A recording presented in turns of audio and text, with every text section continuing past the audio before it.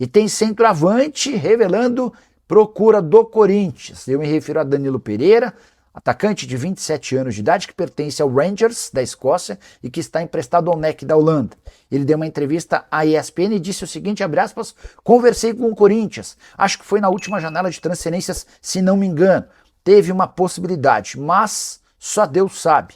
Seria uma honra para mim. Nasci em Itaquera e quando alguém nasce em Itaquera não tem jeito. O Corinthians está na veia. Família corintiana, tudo um bando de loucos. Só para contextualizar e explicar sobre quem é Danilo Pereira. Jogador que ficou no até o Sub-17 do Corinthians. Depois ele passou por Ponte Preta, Vasco, Santos e Ajax. No Ajax não conseguiu brilhar, mas se manteve no futebol holandês com bons números, chegou a ser vendido por 6 milhões de euros ao Rangers, onde também conseguiu boas indicações.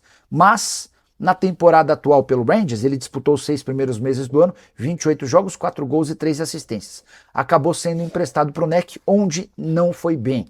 12 partidas, 1 gol e 1 assistência. Apesar de ser de Itaquera e torcedor corintiano declarado, Danilo Pereira afirmou que uma mudança para o Brasil e para o Corinthians não é das mais simples, porque ele nesse meio tempo se casou com uma holandesa e tem seus filhos sendo criados na Europa, o que para ele é uma baita satisfação. Só para completar, Danilo Pereira, centroavante de 27 anos de idade. A busca do Corinthians por um centroavante é antiga, até porque o Pedro Raul não tem conseguido jogar como se imaginava. E você pensa o quê sobre a busca alvinegra em relação a um camisa 9? Yuri Alberto também pode deixar o clube. Já usa o espaço para comentário, registra sua opinião, só não esquece de deixar like, de se inscrever no canal.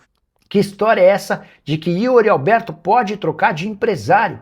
A especulação começou a ganhar mais força depois de que o Yuri afirmou que seu pai é quem está representando o atleta. Procurei na tarde dessa sexta-feira o André Cury, para entender se houve alguma rescisão de contrato, algum ruído. Dava para imaginar que esse barulho poderia ter acontecido depois de uma entrevista recente do próprio Yuri Alberto. Você vai lembrar que ao vencer o Barra por 1-0, com o gol do Yuri Alberto, o atacante veio a público para comunicar sua vontade de ir embora na metade do ano. A entrevista repercutiu muito mal, o torcedor corintiano ficou bastante chateado.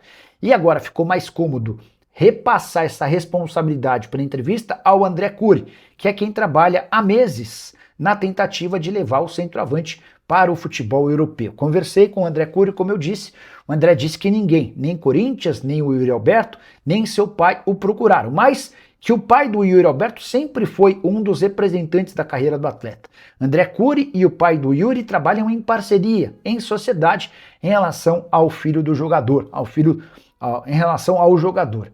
Só para completar, contar também que a negociação do Yuri Alberto para o futebol europeu segue bastante complexa. Como o Timão tem só 50% dos direitos econômicos, com a promessa de repassar ainda 10% ao André Cury, restariam ao Corinthians numa venda do Yuri só 40%.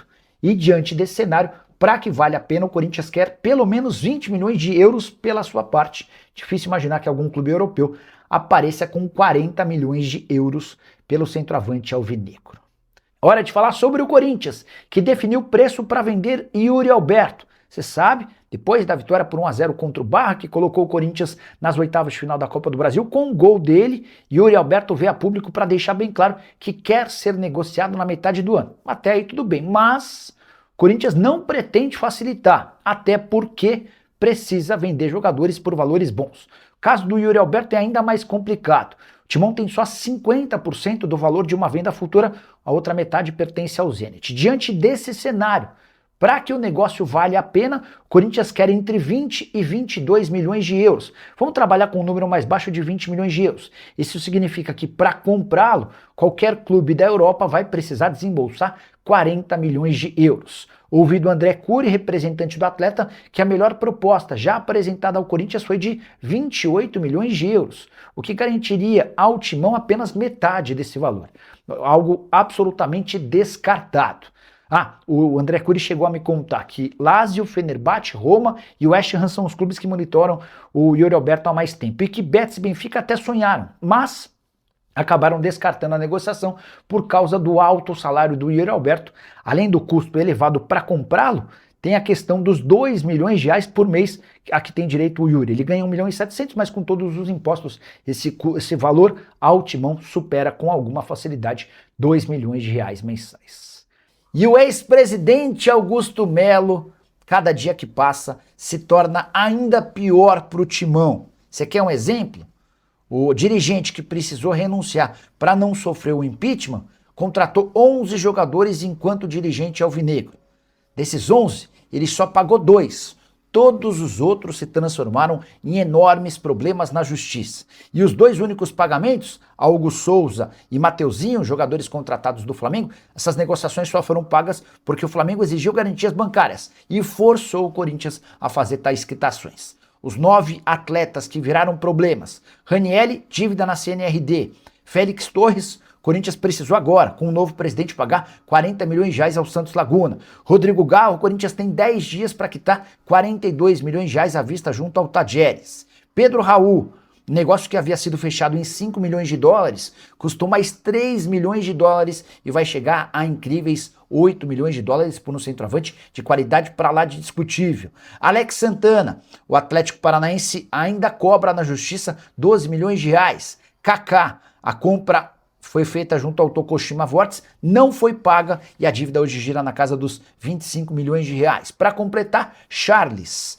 a dívida com o Midland é de 6 milhões de reais e a qualquer momento a Corte Arbitral do Esporte vai enviar um transfer ban para o Corinthians. Situação parecida de José Martínez. Corinthians acaba de ser proibido de registrar atletas pelas 3 próximas janelas por conta dessa dívida de 7 milhões e 300 mil reais. Faltou falar apenas do Thales Magno, atacante que foi emprestado 2 vezes. Corinthians não pagou nenhum dos empréstimos e hoje deve ao New York City 7 milhões e 370 mil reais.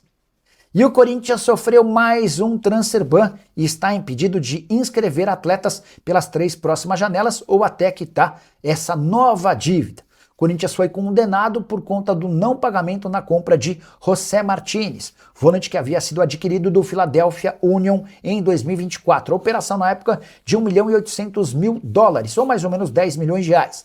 Acontece que o Corinthians pagou apenas a primeira parcela e nada mais. O Augusto Melo foi quem tocou essa negociação e não cumpriu com seus acordos. Timão havia sido condenado em setembro do ano passado pela FIFA ao pagamento de 1 milhão e 400 mil ou 7 milhões, 1 milhão e 400 mil dólares ou 7 milhões e 300 mil reais. Não houve o pagamento e a Corte Arbitral do Esporte decidiu por punir o Corinthians. Importante registrar que o Timão ainda deve ter, nos próximos dias, outro transfer ban contra si, tudo por causa de uma dívida de 6 milhões de reais com o Midland pela contratação do volante Charles. Importante registrar que o prazo de 10 dias que o Corinthians tinha para quitar à vista 42 milhões de reais com Tajeres pelo Rodrigo Garro está acabando e até agora ainda não houve o pagamento, embora o Corinthians já tenha se apressado para conseguir esse dinheiro emprestado com uma empresa. Como é que você vê toda a condição financeira corintiana? Use o espaço para comentário para registrar sua opinião. Não esquece de deixar like, de se inscrever no canal para falar sobre um artilheiro ignorado pelo futebol brasileiro. Você já deve ter ouvido falar sobre Alex Arce, paraguaio hoje com 30 anos de idade e que faz sucesso no futebol da América do Sul desde 2024. Naquela temporada pela LDU foram 35 gols e 3 assistências em 44 jogos. O empresário dele, que é um paraguaio que fala português, ofereceu Alex Arce para todos os clubes brasileiros. Mas ninguém teve coragem de investir cerca de 2 milhões e meio de euros. Esse negócio acabou sendo fechado com o Independiente Rivadavia, time pequeno do futebol argentino, para sorte deles e azar dos clubes brasileiros. Nessa temporada, o Alex Arce soma 11 gols em 16 partidas com a camisa do time argentino. Ele é, inclusive, o artilheiro da Libertadores, são 8 gols marcados em apenas 5 jogos. Mostrando que, mais uma vez, a desconfiança pelo fato de o atleta ter surgido mais veterano, mais velho e sem muito lastro, não se justificou. Vale a lembrança do Germancano, que também chegou muito tarde ao futebol brasileiro para vestir a camisa do Vasco, do futebol colombiano. Existia muita dúvida sobre ele e o resto da história do Cano no futebol brasileiro é extremamente bonita. Vamos ver se agora, com mais uma temporada de destaque do Alex Arce, ele pode pintar no futebol mais rico da América do Sul.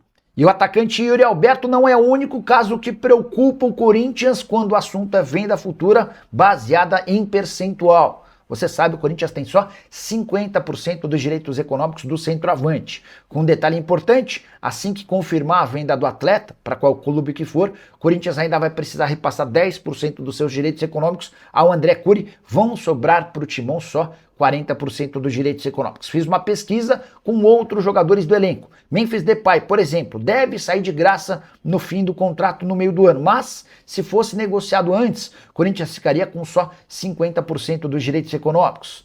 Situações parecidas à do goleiro Hugo Souza e do lateral direito Mateuzinho. O Hugo, que teve a oferta do Milan, e o Mateuzinho, que interessa ao Zenit, tem só 60% dos direitos econômicos presos ao Corinthians. Isso significa que uma venda garantiria pouco mais da metade do valor ao Corinthians, o restante não entraria nos cofres alvinegros. André tem 70% dos direitos econômicos vinculados ao Corinthians. O melhor caso é do Bidon, a participação do Corinthians numa futura venda é de 90%. O caso mais grave é de Matheus Bidu, que chegou contratado do Guarani e tem só 20% do valor de uma venda futura vinculado ao Timão. Fala pessoal, estamos aí com atualizações importantes do Corinthians. Se inscreva e ative o sininho para receber mais atualizações do Timão. Deixe seu like, que é muito importante para o crescimento do canal. Utilize o espaço aqui embaixo para registrar sua opinião. Ficamos por aqui com mais esse giro de notícias. Um abraço e até o próximo vídeo.